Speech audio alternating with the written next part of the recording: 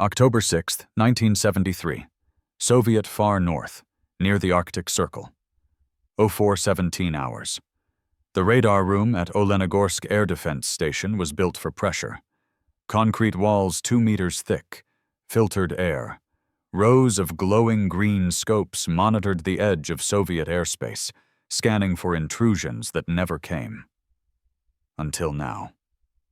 A sharp electronic tone split the silence. The technician at Station 3 snapped to attention. "High-speed contact," he announced. "Altitude, 26 kilometers." Eyes widened. That was above most reconnaissance aircraft, above any known bomber. The track was moving fast. Too fast. The console operator recalibrated. Velocity increasing. Mach 2.9, Mach 3.1, correction, Mach 3.2. That number should have been impossible. The officer in charge grabbed the field phone. "Confirm location. Initiate alert protocol." Within seconds, klaxons blared across the base. Missile crews at nearby S-75 and S-200 batteries scrambled into action. In the cold pre-dawn darkness, launch rails groaned into position. 3 surface-to-air missiles roared skyward. Their contrails twisted against the stars, reaching toward a sky that was already empty. No lock. No intercept. The target had already moved on. In the tracking room, silence fell again. But it wasn't calm. It was dread. Air defense units from the Pechora Line to the Kola Peninsula began triangulating the path. The object's course ran directly over key radar installations, moving in a perfect arc. It crossed through 5 defense zones. None engaged successfully.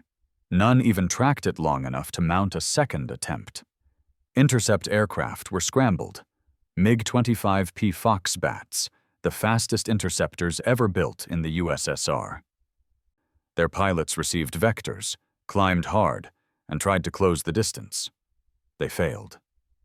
By the time the MiGs reached altitude, the intruder had already exited Soviet airspace, cruising over the Barents Sea at 85,000 feet, well above the Foxbats' service ceiling. In under 11 minutes, the object had entered, surveyed, and exited one of the most heavily defended air zones on Earth. In the radar room, one junior officer whispered, "Satellite?" "No," said his commander. "Too fast, too low, too controlled." Another muttered a name, barely audible. Blackbird. That night, an emergency message was relayed to Moscow. An aircraft, likely American, had penetrated Soviet airspace at a velocity previously unseen in manned aviation. No weapon had touched it. No radar could maintain track. No pilot could match its pace. Later, reports would be redacted, radar footage classified. The official explanation would cite anomalous returns and electronic interference. But everyone in that room knew. This wasn't interference. This was an aircraft that flew through physics. Not stealthy, not invisible, just too fast to kill. No aircraft had ever done this before, and none ever would again. A year before that radar screen lit up in Olenogorsk, a very different tone filled the halls of Soviet military planning. One of superiority. It was late 1972.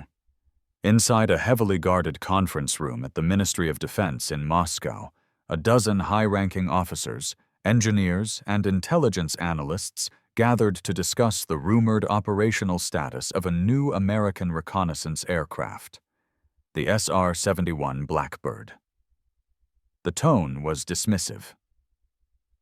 A general from the 10th Air Defense Division smirked. "The Americans are trying to scare us with numbers," he said. "Mach 3? At that altitude? Not sustainable. It's a publicity stunt." The room agreed. An aerospace engineer from the Zhukovsky Institute presented a grainy photograph, likely captured from a spy satellite, of a long, angular black jet parked at a base in the Nevada desert. "Too long to be maneuverable," he noted. "Delta wings mean it can't turn. It's just a straight-line camera with engines." Another tapped the file. "Its titanium skin must crack at sustained speeds. If it flies that fast for more than 10 minutes, the airframe warps." They moved on to discuss fuel. Reports indicated the aircraft used a specialized fuel, JP-7, that required complex handling and exotic additives. "A tanker's nightmare," someone said. "It won't survive a real war. Logistics will bury it." They all laughed. Soviet air doctrine at the time was confident, built on decades of layered air defense philosophy. With S-75 Dvina SAMs, the high-altitude S-200 Angara, and a rapidly growing fleet of MiG interceptors, Moscow believed its skies were an iron curtain. If the Americans flew high, they'd be tracked. If they flew fast, they'd be caught. Nothing could survive inside that network. Or so they thought. Their understanding of speed was static. MiG-25s could hit Mach 2.8 in short bursts. Their missiles could chase down U-2s. Why should the SR-71 be any different? In fact, several in the room were still basking in the glory of 1960, when a Soviet S-75 had downed Francis Gary Powers' U-2 near Sverdlovsk. They believed history would repeat itself. "What makes this Blackbird any different?" a colonel asked. "Let it fly over. We'll turn it into scrap." The room chuckled. On the walls hung maps of overlapping kill zones, radar coverage arcs, and flight corridors threaded with intercept possibilities. The Soviet system was built on physics. Targets must enter range, must be tracked, must be vulnerable. The Blackbird broke all three assumptions. But in this room, under fluorescent lights, surrounded by charts and confidence, no one was ready to hear that. They believed in altitude, in numbers, in proven doctrine. They did not believe in a machine that could rewrite the rules. And their laughter was the first mistake. For decades, the Soviet Union's air defense doctrine was considered the most robust in the world. It wasn't just a system. It was a philosophy. Built from layers of interlocking technology, manpower, and prediction models, it was designed to do one thing: destroy anything that entered Soviet airspace. The strategy was based on rigid physical rules: altitude, velocity, intercept radius, and missile tracking time. Everything was measurable. Everything had a formula. And in that equation, no aircraft flying above 70,000 feet, or faster than Mach 2.5, could stay airborne long enough to matter. The Soviets were confident. At the foundation were layered surface-to-air missile rings. The S-75 Dvina was the pride of early Cold War engineering. With a high kill record and proven ability to strike at altitude, it was supported by medium-range systems like the S-125 Neva and long-reach assets like the S-200 Angara. These systems formed overlapping zones of destruction. Any aircraft crossing them would be hit from multiple angles, tracked from different altitudes, and flooded with interception data. Above them flew MiG interceptors. The MiG-21, fast, agile, cheap. The MiG-25 Foxbat, brutally fast, topping out near Mach 3, capable of reaching altitudes near 80,000 feet in climb bursts. Soviet planners envisioned a kill chain where aircraft would be engaged by SAMs, and if they survived, intercepted and eliminated by fighters. But the system's strength was also its weakness. Everything was coordinated from the ground. Ground-controlled interception, GCI, was the backbone of Soviet doctrine. Radar stations tracked aircraft, computed firing solutions, and relayed instructions to pilots in real time. Fighters didn't hunt targets, they were guided to them. This centralized model required full radar locks, constant communication, and a predictable enemy. But the SR-71 didn't obey those terms. Flying at Mach 3.2 and 85,000 feet, the Blackbird moved faster than Soviet radar operators could update their screens. By the time one radar station picked it up and transmitted targeting data, the SR-71 had already crossed into a new zone, often out of range. Missile systems, designed with assumptions about target speed and turn radius, found themselves locked into fruitless pursuits. The S-75 and even the S-200 couldn't turn fast enough, climb high enough, or adjust course in time.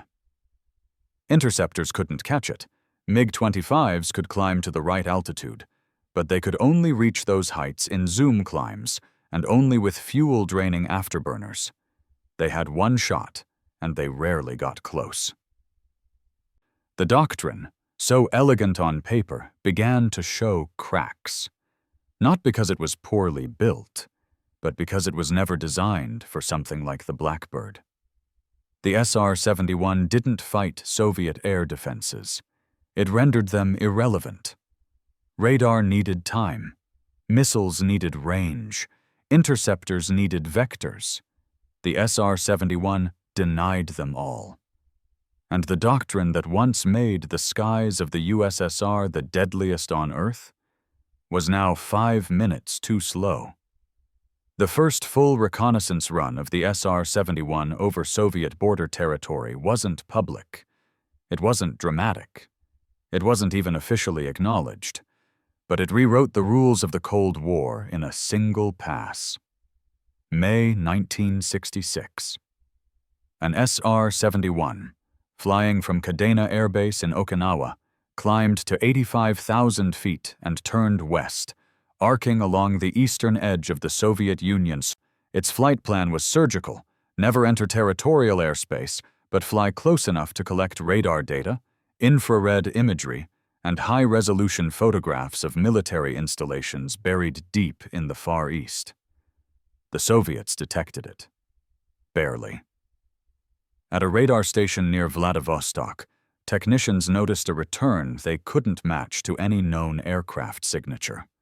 It was faint, blurred, and moving faster than anything they had ever tracked. S-75 crews were alerted.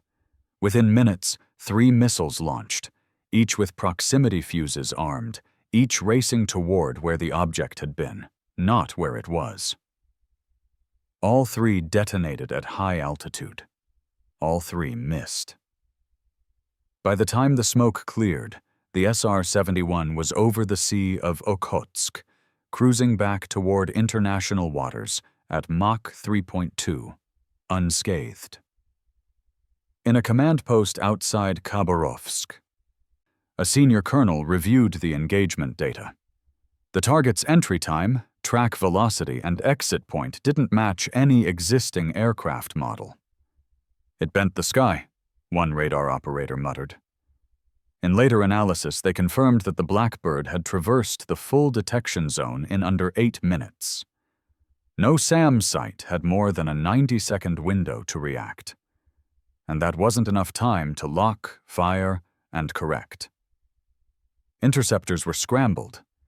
MiG-21s at first, then MiG-25s. But by the time they reached operational altitude, the SR-71 was long gone.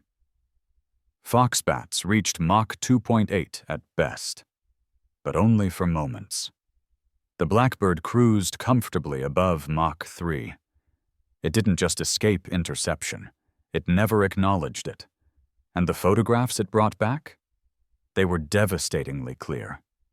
The entire radar network. Missile positions. Mobile SAM emplacements. Camouflaged airfields. Even fuel truck patterns and depot activity. It was a full surveillance sweep of Soviet border defenses, accomplished in total safety. No warning, no engagement, no return fire. The Blackbird didn't sneak through Soviet defenses. It flew straight over them, with total confidence. From that day on, Soviet planners would redesign radar algorithms, reposition SAMs, accelerate interceptor alert response. But they were chasing a problem they couldn't solve. The first impossible event had occurred. A manned aircraft had flown into the lion's den and walked out untouched. This should not have been possible. When the initial reports from the Far East Air Defense Command reached Moscow, they triggered confusion, not alarm. The numbers didn't make sense. Altitude, 85,000 feet. Velocity, over Mach 3. Engagement window, under 2 minutes. Missiles, launched. All missed. Interceptors, unable to reach contact zone in time. The official reaction? Dismissal. Inside the Ministry of Defense, analysts gathered to interpret the telemetry. Senior officers, many of them veterans of the U-2 shootdown in 1960, scoffed at the idea that any American aircraft could be invulnerable. One general grunted, "They said the U-2 couldn't be shot down.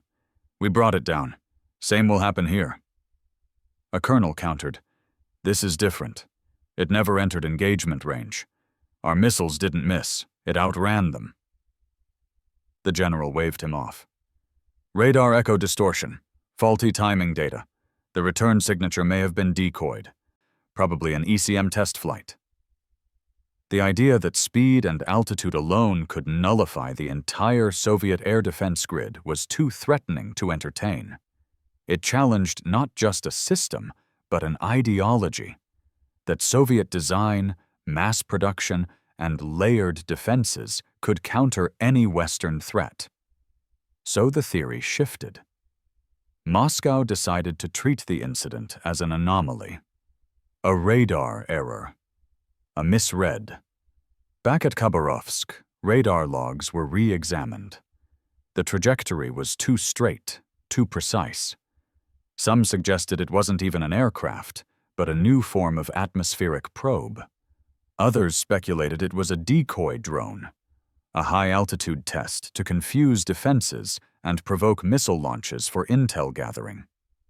To preserve institutional stability, they had to believe something had malfunctioned, because if the data were accurate, the implications were catastrophic. At the same time, the KGB's Technical Intelligence Division began intercepting Western press clippings, whispers of a Blackbird aircraft flying at over 3,000 km/h. Civilian aviation journals spoke in awe. U.S. Air Force statements denied everything, always indirectly, always coy. The ambiguity frustrated Moscow. If the Americans truly had an aircraft that fast, it would mean their air defense model, the very core of Cold War Soviet strategy, was outdated. But no one wanted to say that aloud. Instead, they ordered adjustments. Move S-75s to overlapping grids. Increase MiG alert rotations. Reprogram radar arrays to anticipate hypervelocity targets. Still, the truth remained too large to face. Their best systems had seen it, and couldn't touch it. And so, Moscow made the most dangerous decision a defense apparatus can make. They chose theory over telemetry. They chose to believe in limits, because they could not accept that those limits had just been broken.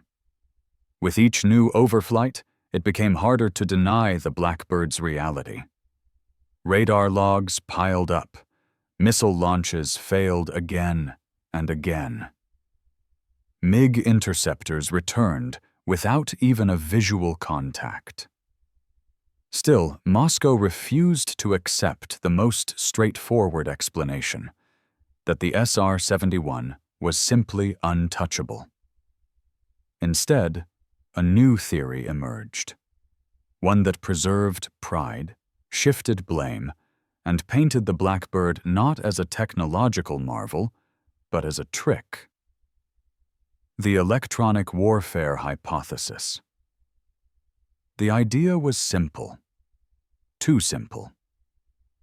According to internal reports circulated by the First Directorate of the Soviet Air Defense Forces, the SR-71's seeming invincibility wasn't due to speed or altitude. It was because of powerful electronic countermeasures, jammers that disrupted radar locks, spoofed tracking, and bent signal returns. In classified sessions, generals pointed to inconsistent radar echoes and unexplained missile failures. "It's not fast," one officer claimed. "It's invisible, digitally." Engineers from the NIIDAR Radar Institute proposed that the aircraft was using plasma cloaking, a theoretical field around the airframe that could absorb radar waves and reflect false data. They cited minor fluctuations in radar gain as proof. Never mind that plasma stealth wasn't yet real. It was easier to believe in fantasy than face defeat. Others argued that the Blackbird deployed decoys, drones released mid-flight to confuse radar scopes. One senior analyst suggested it carried chaff pods that detonated at specific altitudes to simulate multiple targets. None of these ideas were based on recovered parts, photos, or signals, but they filled in the blank with something, anything, that made the SR-71 seem like a magician's act, not an engineering triumph. The myth grew. Field commanders were briefed on adaptive jamming patterns and advised to rotate radar frequencies rapidly. Missile operators were told to fire salvos, not singles, to overwhelm the deception field. New radar filters were developed, optimized for supposed spoof bursts. None of it worked, but it gave the appearance of action. The Soviet military complex needed an explanation that didn't threaten its hierarchy. Believing the Blackbird was real and that it couldn't be caught by any existing weapon meant accepting that the USSR had no defense against American eyes. That was too big a truth. So they leaned into false certainty. Electronic ghosts, phantom drones, theories that made the SR-71 an illusion, not a machine. But reality has no regard for theories. Each time the Blackbird flew past Soviet defenses, cameras clicking, sensors humming, its photographs came back clear. Every missile missed. Every radar lost lock. Every interceptor failed to close the gap. The aircraft was not using stealth fields. It wasn't jamming. It was simply moving too fast. But in Moscow, they believed in tricks, because the alternative was admitting they'd lost the high ground. They believed in ghosts, not engines. By 1970, the Soviet military could no longer deny the SR-71's existence. Overflights continued. No intercepts succeeded. And no missile system, no matter how fast or modern, could touch the aircraft. But rather than concede defeat, the Soviets adopted a new theory. If the Blackbird couldn't be caught in the sky, perhaps it could be grounded. This idea took shape within the KGB's Directorate T, tasked with targeting Western technological infrastructure. A theory emerged. The SR-71 could only function if it was constantly fed mid-air fuel. Reports suggested the aircraft used a bizarre fuel known as JP-7, chemically stable at extreme temperatures and practically useless in anything else. Its low volatility made it perfect for withstanding the heat of Mach 3+ flight. But it also meant that the Blackbird couldn't take off or climb without aerial refueling. Without that tanker, the SR-71 couldn't reach operational altitude. This weakness became the new Soviet obsession. Satellite surveillance began hunting for KC-135Q Stratotankers, the only refueling planes compatible with JP-7. The KGB shifted its spy network to monitor U.S. air bases, hoping to track the fueling schedules. Submarines lingered off Pacific coasts, listening for radio chatter between tankers and reconnaissance wings. One KGB report, dated July 1971, even suggested a plan to neutralize a refueling wing stationed in Okinawa by contaminating its fuel supply. Another proposed cybernetic sabotage, crude by today's standards, intercepting pre-programmed navigation data uploaded to SR-71 systems during pre-flight. The thinking was that if they couldn't stop the plane in the air, they could make it fly the wrong route or fail to return. But the theory had a fatal flaw. It assumed vulnerability where none existed. American tanker operations were ruthlessly efficient. Refueling occurred over friendly territory, shielded by air superiority and radar denial protocols. Tanker tracks changed constantly. Their routes were encrypted. And most importantly, the SR-71 didn't need mid-air refueling every flight. Some missions began from closer bases and returned without a second link-up. Still, Soviet doctrine clung to the hope. Commanders began instructing SAM operators not just to target fast, high-flying aircraft, but also to prioritize refueling tracks. Missile crews scanned for slow-moving tankers on wide arcs over the Pacific and Arctic, and when they saw them, nothing happened. They were too far, too well defended, and even when they locked on, American tankers changed altitudes or slipped back behind radar shadows. The Blackbird flew on. The second wrong theory died the same way the first had. It ignored the truth in favor of hope. It imagined the SR-71 as vulnerable, not because it was, but because it had to be.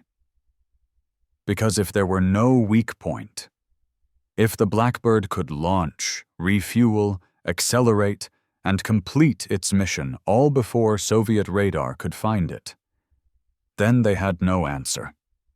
And once again, instead of admitting defeat, they chased shadows in the sky. The Soviet Union, armed with one of the most aggressive and far-reaching intelligence networks on Earth, should have been able to steal the secrets of the SR-71. They couldn't. From 1964 through the late 1970s, the KGB and GRU poured resources into uncovering the Blackbird's design, propulsion, and operational protocols. They infiltrated embassies, they recruited engineers, they monitored air bases from Okinawa to Mildenhall, and still, they failed. The titanium puzzle was their first wall. Early reports indicated that the SR-71's entire body was constructed from titanium alloys, something the Soviet Union had in abundance. But what they didn't realize was that the U.S. had bought much of its titanium from the USSR, using third-party companies and shell corporations. The irony was galling. The Soviets had indirectly helped build the aircraft that made their own airspace irrelevant. When the KGB finally realized it, it was too late. Titanium alone didn't explain the Blackbird's performance. It was what the Americans had done with it. The engines were worse. Soviet engineers knew the aircraft used the Pratt & Whitney J-58, a hybrid turbojet/ramjet capable of operating continuously at over 3,200 kilometers per hour. But they couldn't replicate its bypass bleed system, nor the variable inlet spike that automatically adjusted airflow at supersonic speeds. Captured heat bloom data suggested the Blackbird's engines weren't just powerful, They were stable at speeds that would melt most turbines. Soviet attempts to reverse engineer similar systems failed. Testbeds cracked. Engines stalled. Nothing came close. And then there was the black skin. Satellite images showed the SR-71 covered in an unknown material. Non-reflective, heat-tolerant, radar-disruptive. Soviet scientists assumed some kind of ceramic coating. Others believed it was an active cooling layer, like ablative armor used in spacecraft. None of their samples, when recovered from crash sites or test ranges, matched the properties seen in flight. Every captured image led to more questions, and no espionage operation cracked the full picture. Soviet agents came close. In the early 1970s, GRU operatives obtained fragments of maintenance manuals from a corrupted source in Southeast Asia. But the documents were incomplete. Technical terms redacted. Key systems blanked out. Even the manuals were compartmentalized beyond usability. One defector, a former Lockheed subcontractor, passed on knowledge about the SR-71's fuel and navigation systems, but his understanding was limited. He described a plane that leaked on the runway, then sealed at speed, baffling Soviet engineers. So they guessed. They guessed at how it flew, guessed at how it turned, guessed at how it survived Mach 3 without falling apart. And every guess was wrong. Even attempts to simulate the aircraft failed. Soviet wind tunnels couldn't match the speeds. Their test ranges weren't long enough. Their computers couldn't process the thermal expansion variables. Meanwhile, Blackbirds kept flying. Across North Korea, along the Chinese border, over the Baltic Sea. At times, they flew within radar distance of Moscow and vanished before interceptors could start their engines. The worst part? Not one Blackbird was ever shot down. Not one. The GRU's report, declassified decades later, said it bluntly. We do not fully understand the SR-71. We have no direct countermeasure. All attempts to acquire full technical schematics have failed. They were chasing a silhouette they could never catch. The Soviets had spent years looking for weaknesses. They thought the SR-71 had to be vulnerable somewhere. In its fuel, in its fragility, in its takeoff procedure. They were wrong. Because the Blackbird wasn't just a fast plane. It was a complete system designed from nose to exhaust to operate beyond the edge of enemy capability and beyond the edge of imagination. Start with the skin. Most aircraft were made of aluminum. The SR-71 was over 92% titanium, and not just any titanium, but specialized alloys that could survive surface temperatures of 600 degrees during sustained flight. Its designers knew the skin would expand as it heated, so they left gaps, intentional seams in the bodywork that would close only at Mach 3. On the ground, the SR-71 leaked fuel. By design. Then came the engines. 2 Pratt & Whitney J58 turbo ramjets, each producing 34,000 pounds of thrust, operated as hybrids.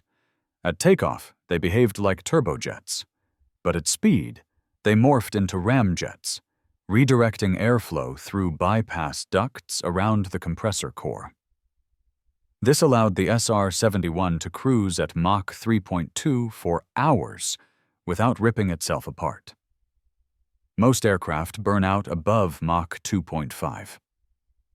The Blackbird got comfortable there. Each nacelle included variable geometry inlet spikes, moving 26 inches forward or backward depending on airspeed. These kept airflow shock waves precisely aligned at the engine face. Too far in or out, and the engine would unstart, an event that could flip the plane. That's how precise the system had to be. Next, the black skin wasn't just aesthetic. It was coated in radar-absorbing ferrite paint, reducing its radar cross-section significantly for its size. It wasn't stealth like the F-117, but it could appear smaller than a fighter jet on Soviet radar, even while flying 3 times as fast. Navigation was space age. At 85,000 feet, traditional magnetic compasses became unreliable. GPS didn't exist yet, so the SR-71 used a stellar inertial navigation system, tracking the position of stars even in daylight to plot its course. It recalibrated mid-flight, ensuring accuracy within hundreds of meters at Mach 3. Cameras and sensors? Unmatched. The SR-71 carried optical bar panoramic cameras, side-looking radar, infrared line scanners, and LNT receivers. It could photograph 100,000 square miles in an hour. It didn't just see missile bases. It read license plates from 80,000 feet. Pilot survival was its own miracle. Each crewman wore a full-pressure flight suit, developed from NASA Space Suit Tech. The cockpit was pressurized, life support systems were duplicated, ejection seats worked even at 70,000 feet. Pilots trained on decompression chambers and blacked out from G-load simulations. Because the aircraft flew so fast, any mistake was potentially fatal. And yet, it never lost a crew in combat. No SR-71 was shot down. Not by missile, not by fighter, not by gun. It was fast enough to outrun everything. But speed wasn't the secret. Integration was. The Blackbird wasn't built around one idea. It was built around all of them, working together. A fuselage that expanded under heat. Engines that transformed in mid-air. Skins that bent radar. Cameras that could count rivets from space. Pilots who rode lightning like it was routine. Every part of the aircraft existed to serve the mission. Get in, get the intel, get out before anyone could react. The Soviets had faster bursts. The MiG-25 could dash near Mach 3, but only for minutes, and it risked destroying its engines every time. The Blackbird lived at Mach 3. For the first time in aviation history, man was not the limit. Engineering was. And the engineers at Skunk Works, led by Kelly Johnson, didn't just build a plane. They built a ghost, a weapon that didn't shoot, didn't bomb, didn't engage.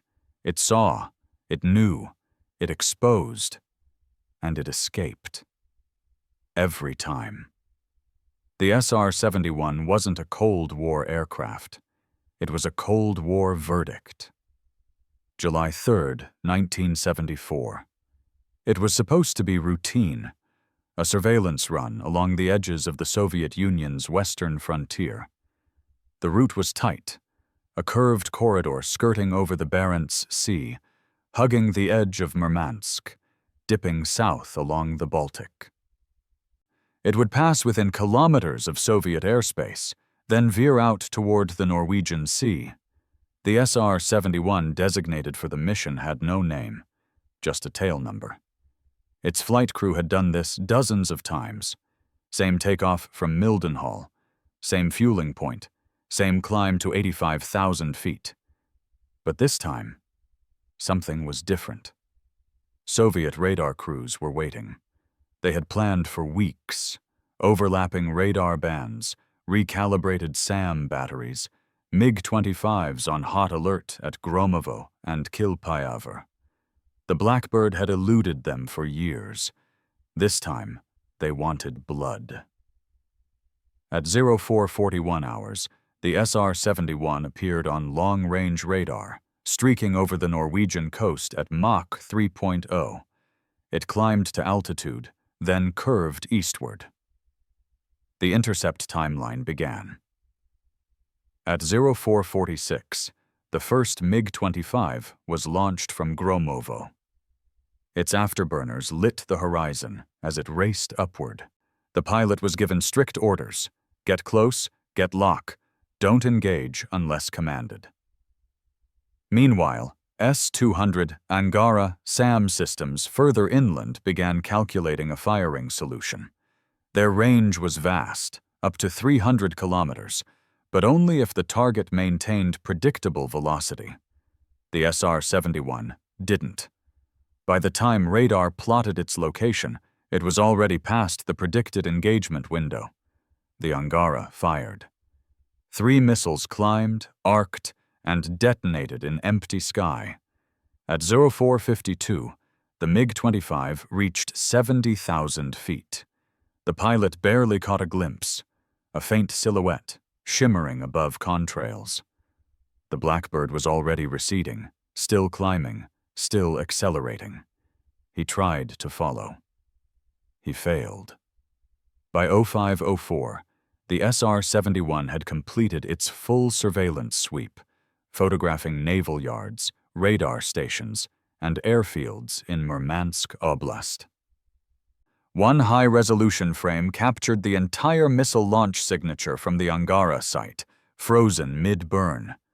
The aircraft banked west, curved back over the Baltic, and exited the region at Mach 3.2, untouched. The MiG returned low on fuel. The radar screens went dark, and the missile crews sat in silence, unsure whether they'd ever had a real chance. Back in the U.S., the SR-71's film reels were developed in secret. The intelligence hall was pristine. Thermal imaging had picked up missile silo vents. Electromagnetic scans revealed new radar arrays under camouflage netting. Even the launch times of the Soviet response were recorded, second by second. At the Pentagon, the mission was declared a model success. But in Moscow, it was humiliation. The data leaked into Soviet aerospace circles. A photo, reportedly from the mission, showed a Blackbird shadow flying above the contrail of a chasing MiG-25. It went viral. Quietly. Internally. Among the men who knew what they were looking at. For the first time in modern warfare, an aircraft had conducted real-time surveillance on a nation's defense response to its own presence, and left unchallenged. No other weapon had done that. And the implications were devastating. It meant the Americans could map defenses in motion, see launches as they happened, adjust mid-flight, relay targeting data across continents. This wasn't reconnaissance. This was dominance. And there was no counterattack. No reply. Just the hollow echo of Soviet missiles detonating in empty air, while the Blackbird vanished into the sunrise. They never saw it again, but it saw everything. When the reports from the July 3rd surveillance flight were reviewed inside the Soviet Air Defense Command, the tone changed. This was no longer an isolated technical failure. It was a systemic collapse. The SR-71 didn't just fly fast, it rendered every core assumption of Soviet aerial defense obsolete. Not in theory, but in execution. The most hardened air defense structure in the world, layered with early warning radars, overlapping missile fields, and dedicated high-speed interceptors, had been mapped, analyzed, and escaped by a single aircraft flying alone. And it had done so repeatedly. For decades, Soviet strategy had relied on the idea that speed and altitude were manageable. That all aircraft, no matter how advanced, had to play by the same rules. If you were detected, you could be intercepted. If you entered the range of a missile system, you could be targeted. And if you flew straight, someone, somewhere, would eventually catch up. But the SR-71 broke that logic. Its altitude nullified standard radar angles, forcing stations to re-aim dishes and waste tracking windows. Its speed outpaced GCI coordination. Radar operators couldn't transmit instructions fast enough to keep MiGs on target. And its thermal signature, though massive, was already gone by the time targeting systems locked on. Missiles didn't fail. They were simply too slow. Interceptors didn't miss. They were just always behind. The Blackbird weaponized speed in a way no fighter, no bomber, and no drone had ever done. It turned flight into invisibility, not by hiding, but by being uncatchable.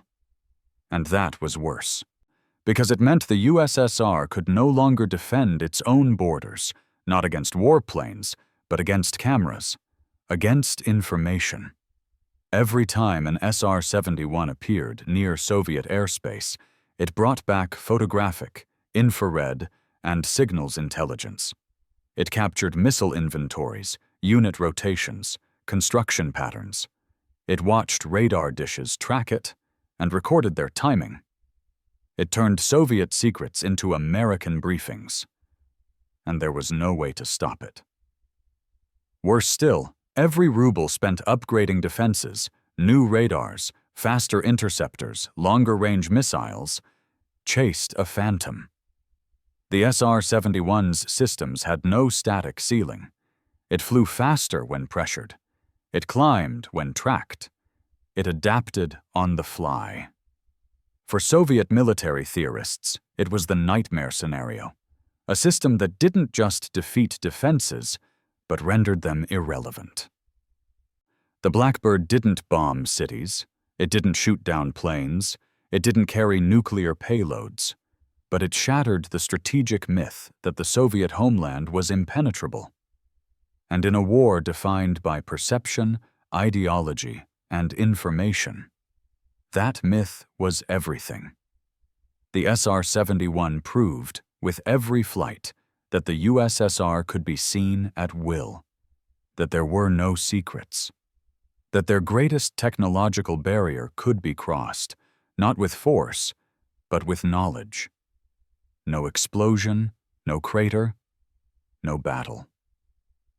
Just a plane, 85,000 feet above, taking pictures and telling the truth.